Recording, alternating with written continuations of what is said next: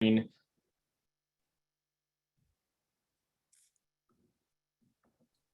just give me a, Amy, Yep. can you let me know if, Yes, you're up. We got you. okay, so this all works. Okay, great. Yes.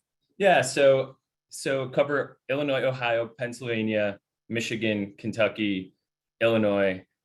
I may have been out of order there, but for those of you I don't know who are on the call, so Ryan Gleason and I run the Great Lakes Regional Office. We'll be bringing on a third member soon. We'll introduce you to, but I know we're out in the field quite often, and we're doing a lot of coordination with our DC offices and our state and local chamber partners on a lot of the federal issues that we cover. So U.S. Chamber deals almost exclusively in federal policy and politics. And as part of our kind of mission here in the regional office is to help foster the government affairs programs for local chambers. So if you're on the line just looking to get something started, this is a government affairs program started, this is the right place to be. My goal today is to do kind of a broad overview. There's a more in-depth training. This is something that we'd be happy to visit, your chamber specifically, work with you on tailoring a presentation if you are trying to get, your board on board and to do a government affairs program. But today we're going to go kind of high level and talk about some best practices. If you already have a government affairs program underway, some of this will be redundant, but this will be kind of a good refresher on some of the best practices. And of course, we're always happy to follow up on more advanced type classes.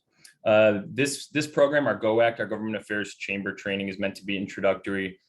We can go into more depth, like I said, individually. This is something that I taught at the Institute for Organization Management, U.S. Chambers, the U.S. Chambers kind of certificate program. This is something I taught last summer at Madison, but this is a very much more condensed version as that class is 3.5 hours long. And we're not going to be 3.5 hours today. But hope you're all doing well. Hope you enjoyed the first weekend of NFL football. As a Chicago Bears fan, where we are based, I am a happy man today. So Great Lakes Regional Office, as I mentioned, myself and Ryan Gleason, based here in Chicago, those are the states we represent, and we are one of 7 regional offices. So I have peers across the country working with local chambers in their regions. So just kind of diving right in and why we should be involved in government affairs as chambers of commerce. First is that public policy. It affects your members. You know this. You know that a change at the local level, whether it's a sign ordinance or a zoning issue, businesses are affected by public policy, throughout the local, state, and federal levels.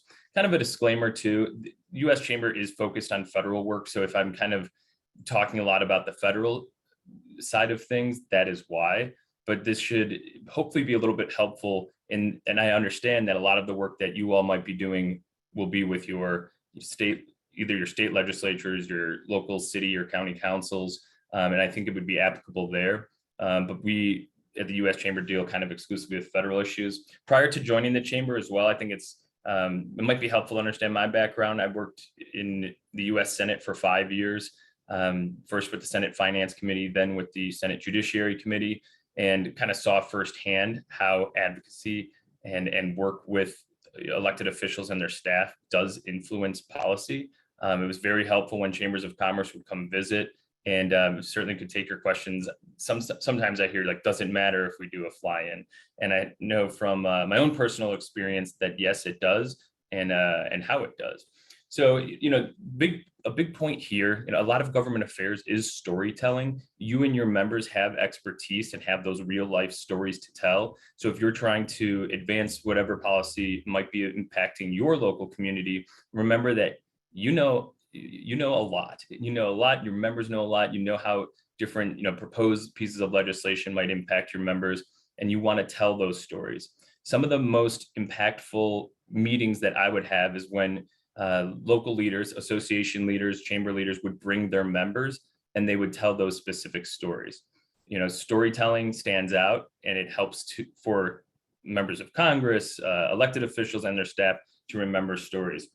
Now, another big thing, the strength in numbers part, big reason why associations, chambers of commerce exist, bringing together similarly situated parties, and you can have much bigger impact speaking on behalf of however many hundreds or thousands of businesses or employees that you represent, those numbers do carry weight.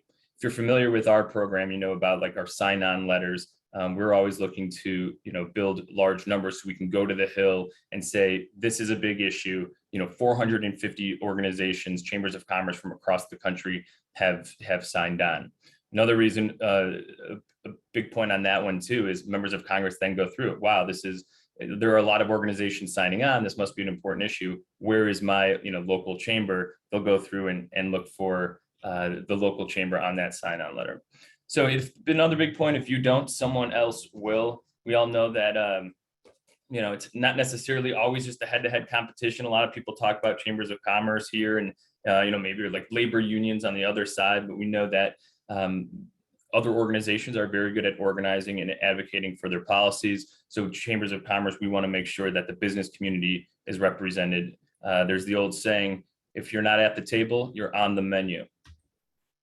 You can also use a government affairs program to attract and retain members. So here's just a quote that I had pulled from a chamber executive on how they're using their government affairs program to really stand out in the community. Not only has it helped with retaining some members, but also attracting new members. And last, and probably most importantly, is you're involved in government affairs because it's most likely in your mission statement. If you pull up a Chamber of Commerce mission statement, usually somewhere in there, it talks about being the voice of business, advocating for pro-business policies, creating an economic environment favorable for your business members. You want to fulfill that mission statement, and this is a way that you can get that done. But of course, I understand too that when you want to establish or maybe take your advocacy efforts to the next level, you have to worry about those members, your board members, your general members, maybe some pushback.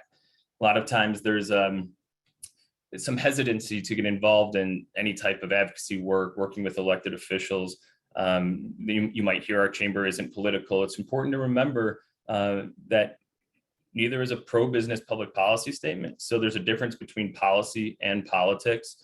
Just because you might be advocating for something or meeting with a member of your city council, state legislature, or your member of Congress doesn't mean that you're, flat out making an endorsement or getting involved in the political process. Of course you could, and we'll get into that. But the idea of advocating for policy is not a political issue. Other thing is some obstacles you might hear, some pushback you might hear that it will jeopardize your tax status. That is not true. It will, most of us are organized as a C6 organization. You are permitted to be involved in advocacy efforts and even going even further, setting up a PAC or political endorsement. We're not going to get, so just another little, we're not going to get too heavy into the PACs and political endorsements. I think that's more of advanced. In fact, at Institute for Organization Management, it is an advanced elective course. That's something we can revisit, or that I can talk to any of you who are interested in setting that up. We can have an offline conversation on that. So of course, it's not our job, and our bylaws prohibit political activity. Well, you can change your bylaws, and you of course want to have your bylaws aligned with your mission statement. And then if, a lot of times people get a little bit nervous about getting involved in advocacy because, someone might get mad, and understand you have, locally, you have to see some of your local elected officials, daily, weekly. You don't want to upset them. You don't want to upset members. But really, in the big picture, and you look down the line, if you're not advocating for your members, it's kind of, what are we doing here? And also, you could use this to really stand out, be a strong voice, show where the business community stands, and be a respected leader in the community. This may be something to help attract new members and to retain members by showing them exactly what you are doing on their behalf.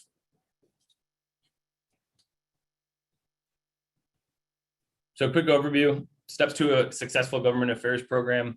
We're going to walk through these 4 steps. So we want to identify the issues that matter most to your members. So we're going to talk about developing a policy agenda, how to spread the word once you've established that agenda.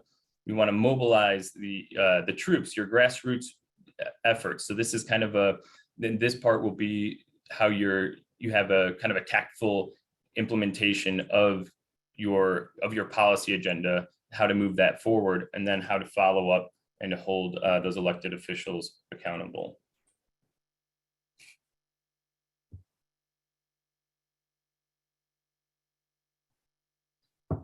So first up, and if you are just kind of starting out in the advocacy world, one of the first things you'll do is adopt the policy. And I think even before this, and you need to establish some type of group. You need to get your board backing. You need to get establish some type of government affairs committee, some type of internal group where you are going to develop this policy. Perhaps you have a committee where you're going to develop the policy, vote on it in the committee, then present it to the board for their approval. But so the starting point really, and I should include a slide on this, is establishing who's going to be included and who will be involved. Some ideas of where to go. Your members, who may be already active in this kind of space, who might be interested in it, who's expressed interest in the past. Another big thing is, especially now that we're in a political season too, you can look up the donations made to, at least I know for federal candidates. Going through that is a good way to identify business leaders in your community who may be already politically active, who may have an interest in this. That's a decent place to go, just to identify who might be a good contributing member of your government affairs committee. An important note for this, when you're thinking about who to include, you want to avoid elected officials, party leaders, other association leaders. The main thing here is you want your members and your organization to be driving the kind of decision-making process. You don't want to be, just an organization pushing an agenda for one elected official. And what we see, kind of the same way where, best practices and elected officials on chamber boards, it's recommended that you include elected officials in conversations and meetings, but that the organization is separate and that you are strictly representing your local business community. So you want to avoid elected officials who may try to influence the position of the business community before you've even arrived at a policy agenda. So when you're thinking through, you're going to adopt a policy agenda, you need to identify first, what are the issues that your members care about? I just got off the phone with someone who had conducted a survey, curious to know during Q&A if anyone has any best practices on conducting surveys of issues. You want to know, so not only what are some of the issues that are out there, but also what are the issues that we should be prioritizing. So, you want to have a good, concise agenda. The business community deals with a whole lot of issues. We say that, at the U.S. Chamber, at any given time, we're working on upwards of 300 different issues, but that's not necessarily meaning we're out in public talking about every, it's impossible to go over every one of the 300 issues. So you want to know what you should be prioritizing. Obviously, pick your battles carefully. If you're just getting started, you want to avoid those controversial issues. You probably want to go for some of the low-hanging fruit that your members are really concerned about. There are issues that sometimes, we have to stay out of the fight. There's a membership split on a particular issue where there is no clear-cut path forward. This is where we see some, especially at the federal level, where some of the more specific trade associations might weigh in. One example, tax reform, where we were very much out front on getting a tax reform package done back in 2017.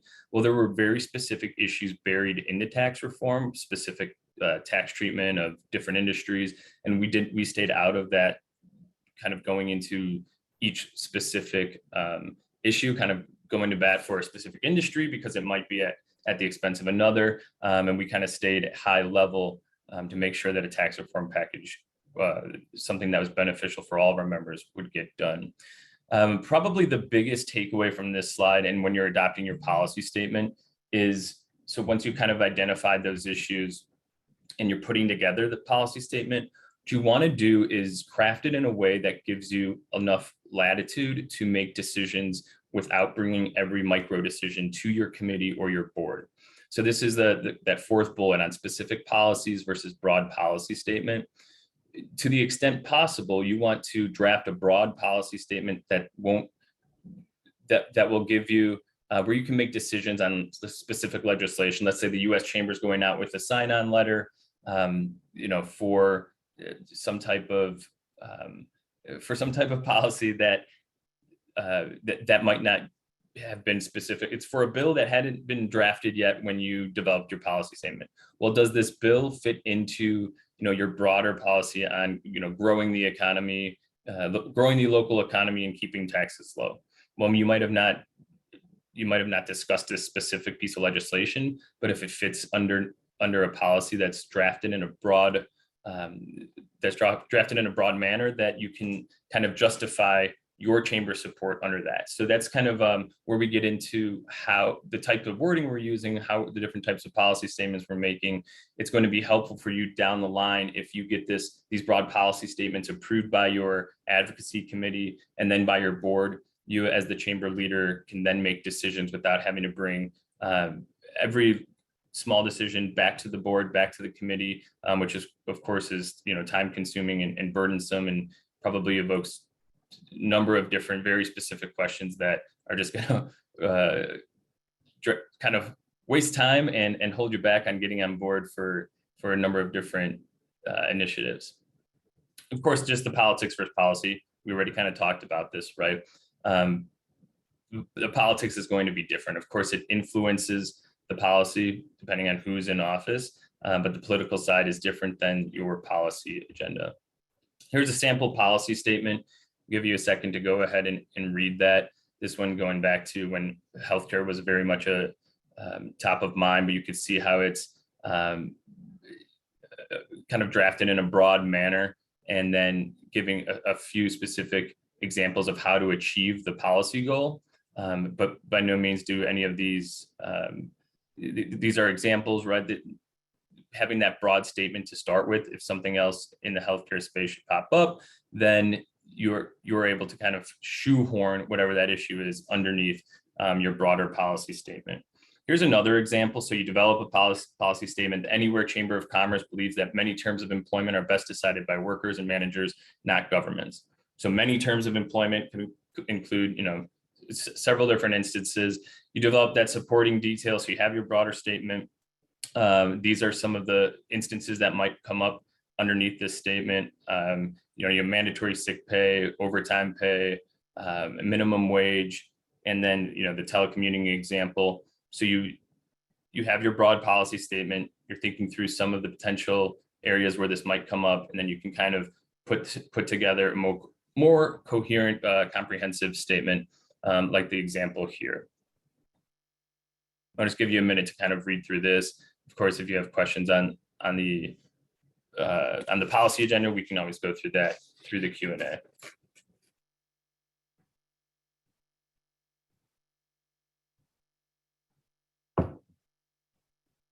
So moving on to step 2, you want to spread the word, right? So you have your policy agenda, you have your, you kind of know what your members, what's important to your members, you have your policy agenda. Now you need to spread the word. So elected officials need to know what's the priority of the local chamber. The community should know what's the priority of the chamber. And then perhaps more importantly, your members. So if you have a legislative committee or an advocacy committee, whatever name it goes by, it might not be comprised of all of your members or potential members. So this is something where you want to be able to concisely highlight all of the issues that your chamber is working on and that you're prioritizing. One example, I think the Kentucky Chamber does a great job of this. Once they have their policy agenda, you'll find it in a lot of different publications. So whether it's their kind of regular magazine that they're issuing, or if you attend the annual dinner or a legislative whatever it might be, you'll find the one-pager policy agenda and a list of all the public affairs staff in that publication. So they're kind of reinforcing this agenda in any venue that they have. And I think it's pretty good for membership, visitors, guests, potential members to be able to open up the dinner brochure and see, all right, this is what the Kentucky Chamber stands for and what they're fighting for on behalf of the business community. There are a lot of good examples out there. And this is something where if we do kind of one-on-one I mean, I have a bag full of great policy agendas and different examples of how to kind of spread the word. This is something I'm always willing to share. We have a lot of great colleagues, certainly across the Great Lakes region, government affairs professionals who do an excellent job at developing policy, spreading the word, implementing all of these instances. They have a lot of great material where, especially if you're just getting started, if you want ideas how to lay something out, ideas on what policies you should be working on, the examples are out there. So we kind of covered all of these points here. This, as issues move forward, updating your members. This is a big one. So you lay out your priorities. You may remember back using the tax reform example, we had that. It was like a Domino's pizza tracker. And this is what we use to keep our members and, quite frankly, members of Congress up to speed on where tax reform was. So developing ideas, going through committee, passing, tax reform passing the House, passing the Senate. This is a way you could show momentum, but you want to keep members informed on where things stand, because then if you do need to make a call into what we're going to get into, kind of that grassroots network, that they're primed for where this issue is, where the chamber stands, and now perhaps where they can fit into the advocacy efforts, right? They have a story to tell. I think also by spreading the word, you could get content material from your members. So a point I don't have on here, but I would highly recommend, is to ask for feedback. So even after maybe your board votes and you have your policy agenda, ask members for feedback. So this is what we're working on. Is anyone, any businesses out there have a story to share, or is, that wants to get involved on a specific issue, and you want to document that, because it will come up where you need to activate a member, you need to bring a member to go see a member of Congress, an elected official, and you then have your kind of list of primed examples ready to go. You also want to know, in this case too, maybe we'll get into it a little bit more in grassroots, but knowing your members and who they're connected to, that can pay incredible dividends. So an example is you call up, you need to get a hold of this state representative, and they're the holdout vote on something, or perhaps maybe they've been unresponsive, and that one of your board members or one of your business members is their next door neighbor. They talk regularly. So being able to activate your network in that way, we're getting a little bit ahead of ourselves, or I am on that point.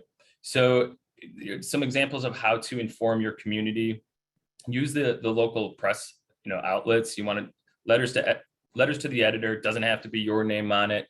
If you've already gotten your board to kind of sign off on this, use your members for and their names, out in public. They're going to stand behind this, writing letters to the editor.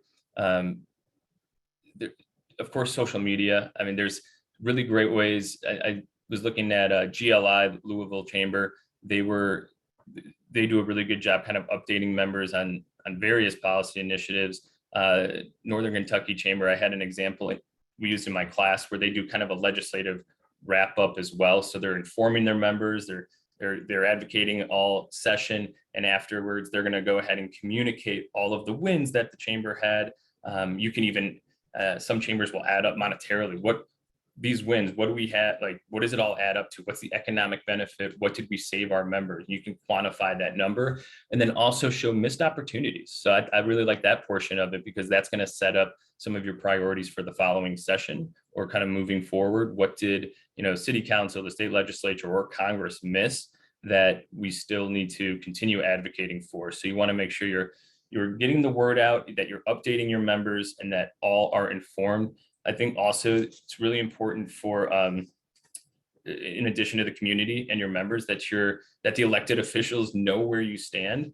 You may be familiar with like the scorecard that the U.S. Chamber does. I know a lot of state chambers do these types of scorecards. Well, you need to tell elected officials where you are on an issue before you start scoring them. So like the U.S. Chamber, we have a process where we do something called a key vote letter, which is a letter that we'll send up prior to a vote, stating clearly where the chamber stands, urging the member of Congress to vote one way or the other, and telling them that this may be included in our annual scorecard. You may be, evaluated on this issue, but making sure that the elected officials know that this is where the chamber stands is very much a high priority. Several ways to do this. you may have drafted like kind of a more formal letter laying out where your position, especially if a bill is moving along and like legislative language has been developed. You want to kind of draft specifically where the chamber stands. This is going to be kind of like it's the more formal process. If an elected official doesn't sit down and read through this entire letter, at least it's laying out the position in a more detailed way. But you also want to have, your elevator pitch ready to go. You want to be able to explain in a concise way where the chamber stands, and then you can point to the more detailed letter. You also want to develop. So if you're visiting with your elected officials, you want to have some type of leave behind, or really, a one pager. You want to fit that policy. Maybe you just put your kind of broad policy on these leave behinds where they can then look to. So as legislative staff, I used to keep a folder of these types of leave behinds, and then when issues come up, go back to that folder, see where does it fit into. I was working for a member from Iowa. Where's the Des Moines partnership on this issue, and then you're able to kind of follow up with them, and if it's an issue that they've already told you we care about. If you get too bogged down in the details, I'll tell you a lot of that gets overlooked. It's going to sit on a desk somewhere. So it's good to always have your detailed letter laying out all those laying out those details, let members know it's important to you. But in terms of communicating that policy, you want to have something short, simple, to the point, so that greater number of elected officials or staff can kind of have that to look back at. So coalitions, there's an entire class on alliances and coalition at the Institute for Organization Management, but you want to look outside of the organization and partner with your various organizations who may be involved on an issue. I think it's especially impactful when groups that aren't typically aligned are aligned, and that elected officials can see, right, business and labor is together on this issue. I think infrastructure the infrastructure bill was a big one where you can kind of see at the federal level, where you could see organizations that maybe aren't typically advocating on the same side are together. That's always impactful. Of course, on regional issues and your state issues, I'd say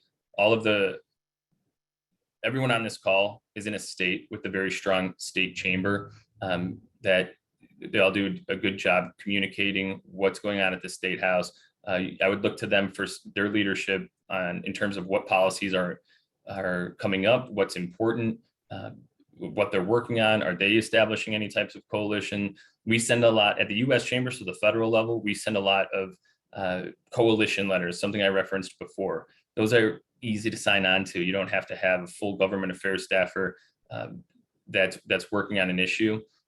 We send those around, we get some follow-up questions, able to clarify some issues. And again, if you start with that broad-based policy statement, this fits into one of the goals of your chamber, then you're able to sign on. Now you're part of a coalition for getting infrastructure investment done, a coalition for getting a new trade agreement executed. So look to your state chambers, U.S. Chamber, and then other organizations around those local organizations around the community that you can partner with, and that will help spread the word on the policies that you care about.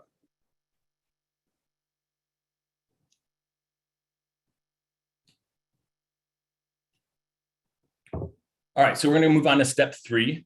You're developing your grassroots network, right? So you have your policy agenda, you're spreading the word throughout the community through the letters to the editor, through publications, through your communications and your various events. Now you want to develop your grassroots network. So this is kind of a spin-off of when you're developing you have your legislative government affairs committee. Now you want to use that committee. Those are going to be your most active members, and then also look outside of that committee because there's going to be plenty of resources for you to tap.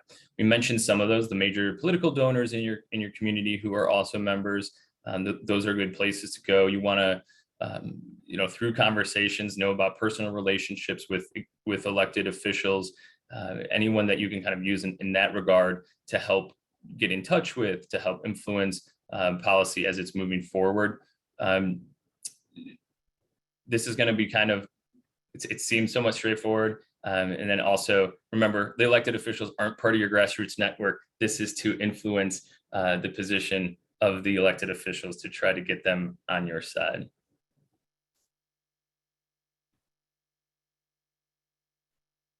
We already mentioned a little bit about providing those issue updates. Again, Twitter, your regular like email communication, whatever it might be, wherever your members are engaging the most, you're going to kind of keep them up to speed. And why that was important, we mentioned, was that then the grassroots network is primed for action, right? Issuing a call to action. This is going to be, now you're going to be putting this into action where, okay, members are aware of the policy, they know kind of where it stands. Now you need them to engage, and there needs to be, we need to call this office. We need to really put pressure on this elected official for supporting this policy. These you want to be, you see the note, try not to overuse. This is where you can provide educational materials, update them. You want to use calls to action when it really matters. If you overuse it, sometimes it'll get overlooked, but really stressing the urgency and what you need specifically from your members to try to achieve one of your policy goals. It's providing that timetable for action. Sometimes it's exact, sometimes it can be approximate or your best guess. That's okay. But I think members knowing like, okay, this is why it's important, this is why it's urgent, and when can we expect some type of result. You see there, including the contact information for elected officials. It's like, this is specifically what we need you to do. A lot of times we'll include phone numbers for members of Congress, like their offices, so that we can ensure that it's an easy, you can have a form letter. Yeah, you can have a form letter ready to go where the business signs on and sends it to your elected official, making those phone calls. You want to have some type of way to really get the entire grassroots network that you've kind of cultivated to engage and to make that voice heard in front of your elected officials.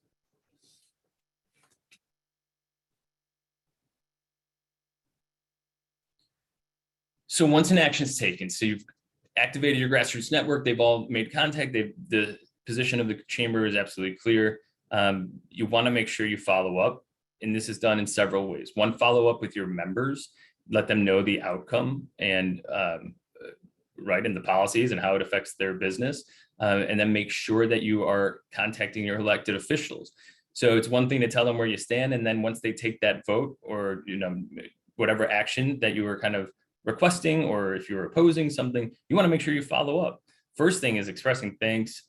This is often overlooked because after a win, it's like, all right, we did it, on to the next thing. It's important to pause and publicly thank your elected officials. This can be done in many ways. We've taken out full page ads in local newspapers for members of Congress, in their local newspaper, thanking them for their vote on infrastructure. Maybe it was a tough vote, but showing them that they stood up and listened and heard you, and perhaps it was a tough vote for them, and you want to thank them, and you want to thank them publicly to, of course, that's going to help them, and it makes them look good, and they won't be opposed to that. So make sure you're going to follow up with a thank you. Making that public goes a long way.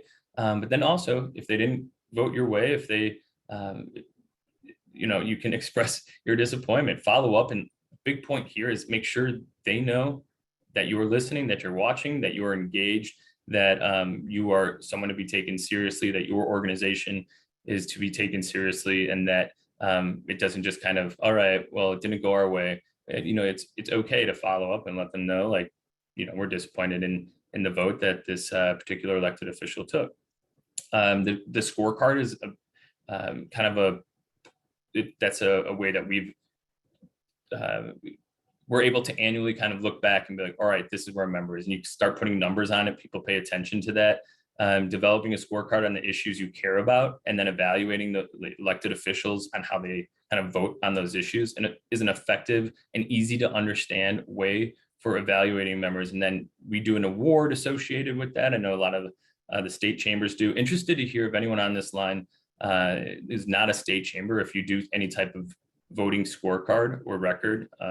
I'd love, some more examples of that, but it's something that's easy to communicate, easy to publish, and an easy way to evaluate members and to thank them with some type of an award when in the cumulative, votes that they've taken, they tend to be on your side. Oh, just a point on membership too. This is just another way to engage your members, thinking on the big picture of how to use advocacy in terms of how you engage members. You can do like an award. Say you're doing a voting award, hosted at a local business, hosted at a member, some way to recognize them, highlight a business at the same time.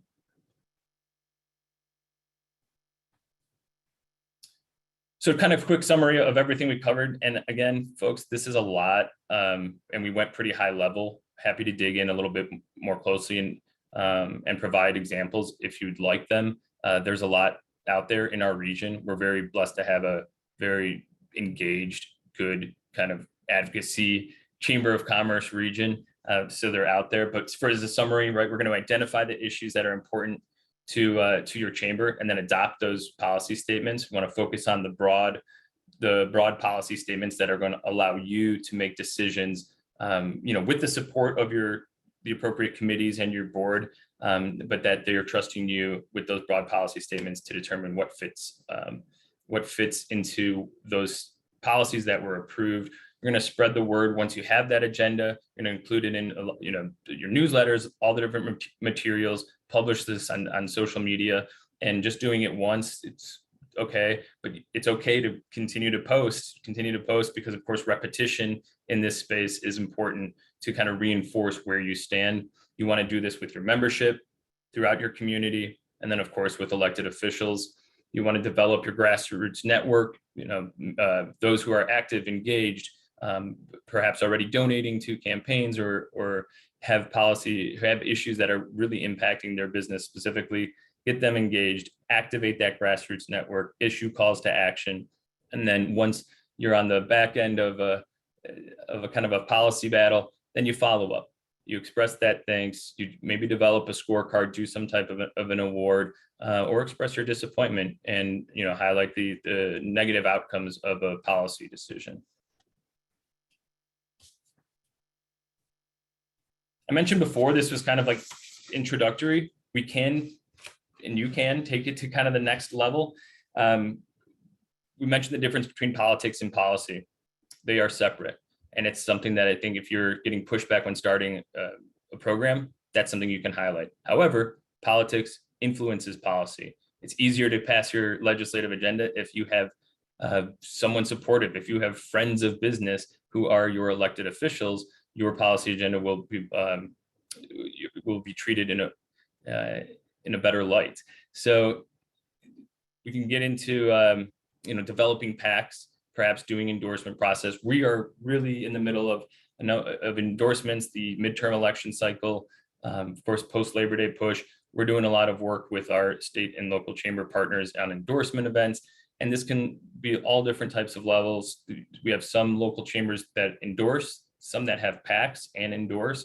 So they're putting, they're contributing to candidates, they're voting on endorsements, then we're hosting endorsement events together.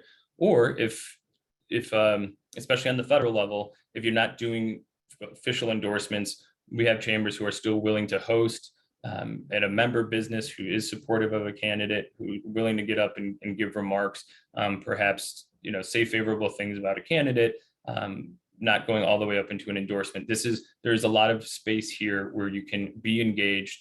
But certainly if you want to go all the way to that next level and establish a PAC, which is where you're collecting funds from members and making decisions on where the chamber is going to contribute, support candidates, endorsement, the chamber brand is still strong, and Chamber of Commerce endorsement, especially for those local elected officials, goes a long way. And this way you can say, we were there for you.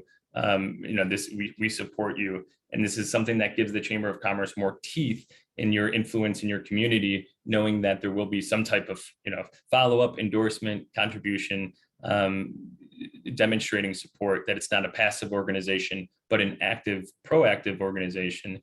If you take it to the next level, this will certainly this will certainly help. The last point, you have like a candidate training program or recruiting candidates for local office or any type of office. This is a big one where you want to think into the future. So this is more advanced, but if you have open races coming up, you want to identify potential candidates who are going to be easy to work with, favorable on your positions, so that once you get them elected, you will have a better chance of getting your policy agenda passed. All right, Amy, I'm going to leave it there. Happy to go back to any of these slides, but take any questions. If anyone has examples or best practices, I've found that it's tough to do in a virtual environment, but if you can share this type of work, this is where we really benefit from the chamber community coming together, talking about best practices, or I experienced this with this type of elected official, and this is how we resolved it. I welcome all of that. Awesome. Thank you, Kevin. There's a lot of great stuff in there that it's a good reminder, even if people feel like they're practicing best practices when it comes to PAC endorsements or just how to handle. I know a lot of local chambers work specifically with their locally elected officials, but what it means, like I know in Kentucky, we try to practice using the words public policy, and how you can certainly use grassroots advocacy to grow your chamber reach and your chamber membership and your chamber influence, and not ever feel like you're being political, if that makes sense. I know that we really embrace that in Kentucky about grassroots advocacy, because we look at it as educating our voter. And we all know what happens when we have uneducated voters. So the more educated voters we have, the better off we are, by having priorities and communities understanding where their focus needs to be, and that every community is different. I know working at the state here, we really push for grassroots advocacy, because we need to know pain points from the ground up, and that comes from our local chambers. So I hope these folks will utilize the information that you've given. I speak from experience that Ryan and Kevin are very available for calls or emails or texts. If you do have questions and don't want to talk with one of the state folks, if you want to go directly to them, I know they're very available. I'm excited that Ryan's going to join me for my conference here in Kentucky in 2 weeks. And I know that the other states utilize you guys as well. So we don't have any questions in the chat box. And that means you did a great job covering the material. I will let folks know, along with Kevin, that we have recorded this, as we always do with our Mondays with MIKI. Your state executive will share the link. If you would like to listen to it again, or if you'd like to share it with folks that you know or individuals on your staff. Moving forward, we always make those Mondays with MIKI presentations public on our YouTube channel, so you can utilize those moving forward. A reminder to folks here, we do have our next Monday with MIKI on November the 7th. We will be sending out information about that as well. Megan Lucas with the Lynchburg Regional Business Alliance. We'll be talking about economic development. But Ryan, Kevin, I'm sorry, I just wrote down Ryan's name. Kevin, we really appreciate you joining us. I know you are super busy. We Kentuckians will miss you at our conference this year, but thank you for sending Ryan. And we certainly appreciate the time that you've spent today. You all know how to reach Kevin. Hey, Kevin, real quick, do you mind putting your contact information in the chat box for folks to grab? Yes. That way we'll also grab it on our recording that way. Just to be able to reach out directly to Kevin and his staff. If you have questions that come up or something that you just need to chit chat with him about, don't ever feel like you're in this alone. I preach that a lot too. You're not in this alone. Don't be afraid of what is happening in Washington, D.C. Embrace it and use it to your advantage. And these folks can help you guys do that. So if you can get that in the chat box, Kevin, that'd be awesome. And that way people can reach out to you directly. Oh, hold on, something just came up. Ryan, hi, Ryan. Sorry, Ryan was saying something to me. Ryan said he'd see me soon. Yeah, it'll be great. There we go. Courtois. If y'all don't know how to say his last name, he made sure I know how to say it years ago. But Courtois at uschamber.com. If for some reason you don't grab that or lose this, each one of your state executives can get in touch with these folks. And we're finishing up a few minutes early, but that's pretty cool. I appreciate it again, as always, Kevin. It's great to see you. I hope to see you again in person, not a conference, but maybe as we do a few tours around the state in December, we'll make sure you get on our calendar for that as well. Absolutely. All right. I will let you guys go. As always, have a wonderful day. It's a great day to be a part of the local chamber. And we will talk to everybody soon. Thanks again, Kevin. See Thank you you. guys.